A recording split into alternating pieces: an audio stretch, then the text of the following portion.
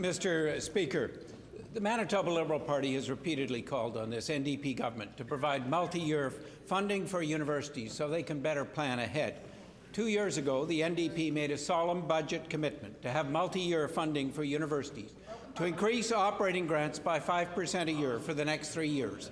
That included this year. The government threw that commitment out the window with this year's budget. I asked the Premier, why did the NDP break its commitment and claw back $10 million from the money that was allocated for universities in their budget in 2011, while his communications budget remains so bloated? Mr. Speaker, the funding in the budget in the province of Manitoba is the best funding for post-secondary institutions anywhere in Canada, Mr. Speaker. Anywhere in Canada. And Mr. Speaker, not only has the operating funding the best anywhere in Canada, but we are working with our post-secondary institutions to keep tuition fees down no higher than the rate of inflation in the province of Manitoba, which is generally quite low. In addition, we have more money for student aid in Manitoba at lower interest rates, Mr. Speaker. And in addition, we're building facilities that will make life better for university students and the communities around them. At the University of Manitoba, a new wellness center has been announced and it's underway. At the University of Winnipeg, a new field house has been announced and it's underway. At Assiniboine Community College, we continue to look for ways to expand on the Hill, and that plan is moving forward with a site plan. And we're working with the University of Brandon, and if you go to Thompson, you'll see the finest campus for the University College of the North ever in the history. The First Minister's time has expired. Mr. Speaker, notwithstanding the claims made by the Premier, students in this province are having their life made more difficult by this NDP government.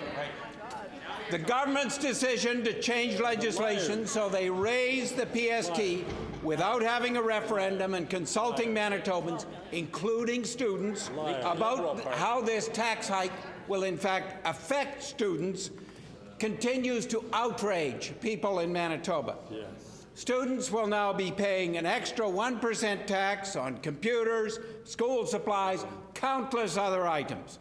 I asked the Premier, when he decided to raise the PST, how many students and student organizations did he consult to learn how increasing the cost of living would affect them? Member's time has expired. I thank the member for the question because it also allows me to underline a very strong policy we have in Manitoba called the Graduate Tuition Tax Rebate Program that allows anybody who graduates from a university anywhere, but in particular a university or a college in Manitoba, to get 60% of their tuition back in the first 5 years that they establish roots in this province. It actually gives them an advance on that graduate student tuition rebate in their latter years of education. They can apply for advance on that to keep their costs down. Tuition costs in Manitoba are among the lowest in Canada for post-secondary students. They will remain so by the legislation we've put in place, and we will continue to expand opportunities for access to post-secondary education. There was no such thing as University College of the North when the members of the opposition were in government. That institution now exists under Northern government. Under Northern governance, Mr. Speaker, and it has some of the finest campuses. Order, please. The First Minister's time has expired. Mr. Speaker, if the Premier actually listened to students, he would find that the rebate program is not actually working as well as he thinks it is. No. Recently, Mr. Speaker, Bilan Art, Deputy Chair of the Canadian Federation of Students in Manitoba, said because of the NDP's budget, universities and colleges will be forced to balance their budget on the backs of students. Right. Either through tuition fee increases or program cuts, students and the quality of education they receive will bear the brunt of this budget. I asked the Premier, will he reverse his cuts the budget has made to post-secondary education, or will students have to bear the brunt of his NDP's budget? Order, please. Mr. Speaker, we have legislation which controls tuition and fee increases in Manitoba. This legislation now is being widely emulated across the country.